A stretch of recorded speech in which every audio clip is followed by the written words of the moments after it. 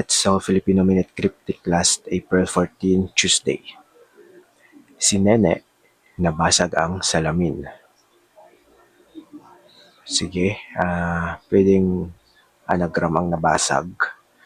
So, kung anagram ang nabasag, maghanap ako ng 7-letter word na i-anagram.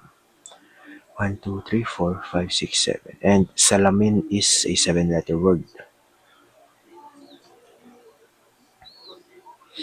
Si Nene, nabasag ang salamin.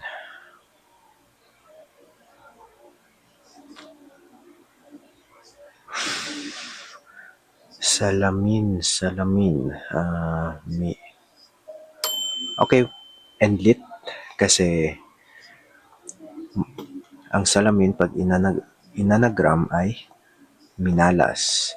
So, ang endlit is parang ang definition or ang father ay isa within the clue.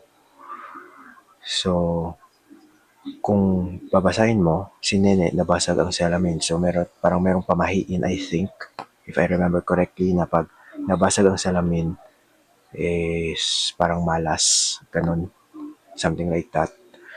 So, si Nene nabasag ang salamin, minalas. Check. Nice. Bye.